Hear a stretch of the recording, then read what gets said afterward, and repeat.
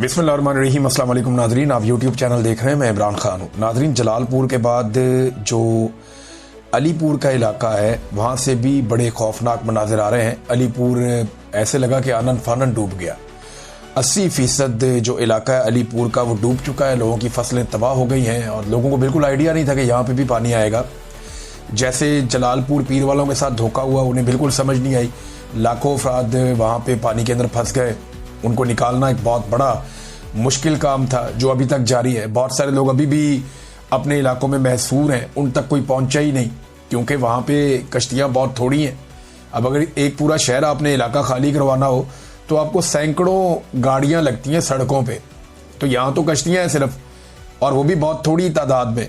अभी जो एक वीडियो आई मेरे सामने सोशल मीडिया पे, वहाँ एक मजहबी जमात है, सियासी जमात है, उनके लोग ये बता रहे हैं कि यहाँ 11 कश्तियाँ हुकूमत ने भेजी हैं।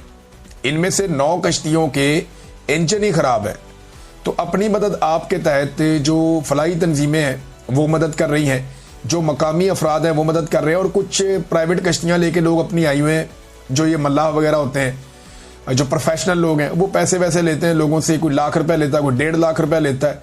लोग चंदा जमा करके अपनी अपनी जान बचा रहे हैं। ये नादरीन सूरत पैदा हो गई है।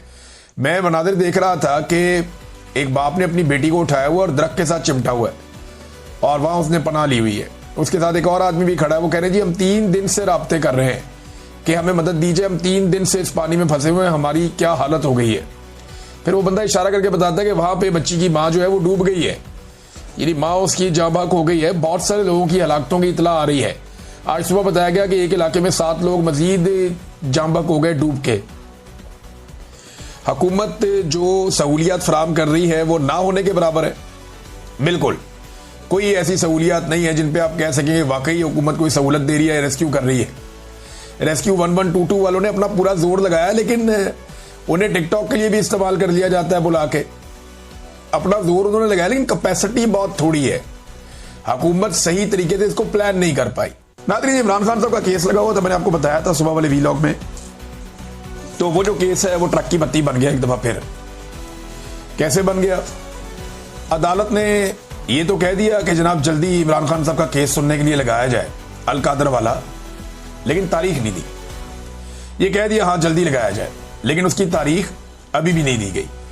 तो 3-3.5 महीने 4 महीने हो गए पहले से लटका हुआ है। तारीख तो पहले भी नहीं मिल रही थी, तो तारीख अब जल्दी मिल जाएगी इसकी क्या गारंटी है? तो उसूलन तो तारीख मिलनी चाहिए थी, बहुत पहले मिलनी चाहिए थी, क्योंकि अल कादर वाले केस में, जो यूनिवर्सिटी वाला केस है, उसमें इमरान खान से एक लॉयर कहते हैं कि इसमें तो फटाफट जमानत होनी है इमरान खान साहब की और उन्होंने बाहर आ जाना है। लेकिन वो कोशिश कर रहे हैं कि तोशाखाना 2 के अंदर पहले सजा दें फिर इसमें जमानत दें, ताकि इमरान खान साहब को मजीद जेल में रखा जा सके। तो बैरिस्टर सलमान सफदर साहब ने कहा कि ठीक है, अगर आप ये करना चाहते हैं तो आप वो भी सजा सुना दें, फिर दोनों केस इकट्ठे लगा दें और हम दोनों केसेस को लेकर आएंगे और दोनों के अंदर इमरान खान साहब को छुड़वाएंगे। कोई 2-4 महीने लग जाएंगे ना, कोई बात नहीं, तो इतना टाइम काटा है तो ये भी हम देख लेंगे। तो इमरान खान साहब के वकील ने कहा कि केस तो ये कुछ भी नहीं है, लेकिन एक ट्रक की बत्ती है जिसके पीछे इस्लामाबाद हाई कोर्ट ने लगाया हुआ, और हाई कोर्ट ने एक बहुत ही अजीब हरकत की है, बहुत ही मायूब, बल्कि मैं उसे कहूंगा ये घटिया हरकत है, ये नहीं होनी चाहिए थी। यानी ऐसा कैसे मुमकिन है कि एक चीफ जस्टिस एक वकील को जो दिन रात ह्यूमन राइट्स के लिए आवाज उठाती है उसको इस तरह मुखातिब करे, ऐसे बदतमीजी करे। ये मरियम नवाज खान साहिबा ने रिपोर्ट किया, बाकी सारे हमारे जितने जर्नलिस्ट दोस्त हैं उन सब ने रिपोर्ट किया, बल्कि सारे हैरान हो रहे हैं कि ये हुआ क्या चीफ जस्टिस को। उन्होंने ईमान मजारी को कहा कि आपको अपना मुंह बंद रखना चाहिए, और उनके शौहर को कहते हैं जज साहब के हादी साहब इसे समझाएं, किसी दिन मैंने पकड़ लिया ना। यार ये जज का एटीट्यूड है, ये तो एक बदमाश थानेदार का एटीट्यूड होता है कि मैं तेनू फड़ लिया ना तो फिर रोंदा नहीं। ये एटीट्यूड जो है ये एक बदमाश थानेदार का होता है, जज का ये रवैया नहीं होता। जज धमकियां नहीं लगाते होते, जज इंसाफ देते होते हैं, अपना काम करते होते हैं। और जज साहब को गुस्सा इस बात का कि वो एक्सपोज हो जाते हैं। अब केस क्या था? केस मारंग बलोच के ECL से नाम निकालने का केस है। इसमें जजों पे वैसे ही बहुत दबाव रहता है मारंग बलोच के मामले में। मारंग बलोच का मैं बताया तो उनको पेश किया गया दोबारा अदालत में आज के दिन में। उन्होंने वहां खड़े होकर कहा मारंग ने कि भाई ना ये देखते हैं औरत है ना देखते हैं मर्द है, ना देखते कि किस नस्ल से इसका ताल्लुक है। ये सबके साथ बर्बरियत और जुल्म कर रहे हैं। वो लगातार अपने हकूक के लिए और बलूचिस्तान के हकूक के लिए आवाज उठा रही है, डट कर खड़ी है मारंग बलोच, ऐसे नजर आ रहा है। लेकिन मारंग बलोच में इल्जाम लगाने वाले जितने भी लोग हैं, चाहे वो मिलिट्री एस्टेब्लिशमेंट हो, टाउट सहाफी हो, या कोई सियासतदान हो, या कोई ब्यूरोक्रेट हो, वो सारे के सारे मुकम्मल तौर पे नाकाम हो गए। उन्होंने कहा था कि वो साबित करेंगे कि पाकिस्तान के दुश्मनों के साथ मारंग बलोच के ताल्लुकात हैं, या दुश्मन मुमालिक के साथ मारंग बलोच को फंडिंग होती है, या वो वहां से उनके ताल्लुकात हैं। ऐसे इन्होंने घटिया इल्जामात लगाए थे।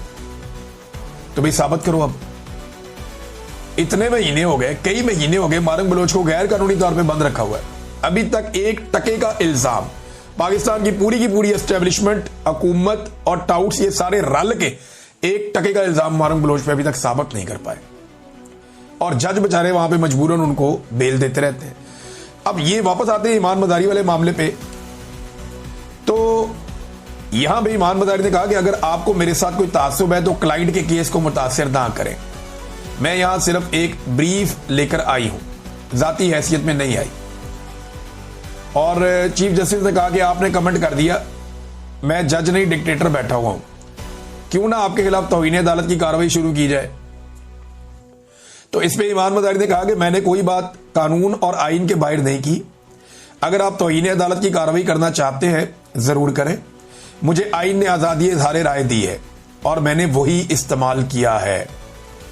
लेकिन ये जो जुमला है ना कि हादी साहब इसे समझाएं, मैंने पकड़ लिया ना, वैसे इंतहाई मायूब जुमला है।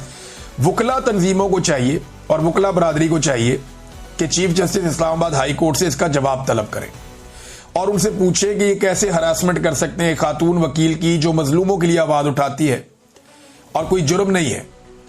तो ये चीफ जस्टिस से सवाल पूछना चाहिए वकला तंजीमों को और वकला को। और मैं तो कहता हूं कि अगर कोई फोरम ऐसा है जहां पे ये केस किया जा सकता है तो ईमान मदारी को ये केस करना चाहिए और ये आवाज उठानी चाहिए। वो दूसरों के लिए आवाज उठाती हैं, ये भी उठाएं कि मुझे भरी अदालत के अंदर चीफ जस्टिस ने धमकाया है और बताएं कि मैंने इससे हरासमेंट फील की है और ये ज्यादती है। नादरीन, इमरान खान साहब वाले केस में अलीमा खानम ने हाई कोर्ट के बाहर बातचीत भी की है। उन्होंने कहा ये फाइल मंगवा कर दिखाएंगे, लेकिन हमारा ख्याल है कि एक चीज बिल्कुल वाज़ेह है कि इमरान खान का असल में सिर्फ यही अलकादर है, केस यही है। अगर इसमें जमानत हो जाए तो बरीयत भी हो सकती है, बाहर आ सकते हैं और इमरान खान आज या जब भी ये सुने जाएंगे तो रिहा हो सकते हैं। लेकिन जो स्क्रिप्ट बनाया गया है वो ये है कि तोशाखाना केस में जल्दी जल्दी सजा दिलवाई जाए और जब सजा हो जाएगी तो फिर इसमें जमानत दे दी जाएगी। ये वही बात है जो मैं आपको काफी अरसे से कह रहा हूं। ये बात आप सबको भी समझ आ रही होगी और हमें भी समझ आ रही है, लेकिन ये इंसाफ नहीं है और इंसाफ के तकाजे पूरे नहीं हो रहे। एक और केस है जो 25 अप्रैल से लगा हुआ है, जिसकी आज सलमान सफदर ने बात की थी, वो है तोशाखाना 2। देखिए तोशाखाना 2 क्या होता है। तोशाखाना का इमरान खान पे एक केस बना, सारा कुछ आ गया तो केस फैसला हो गया। अब ये तोशाखाना 2 बना लिया, कल आप तोशाखाना 3 बना लें, फिर 4 बना लें, इस तरह तो एक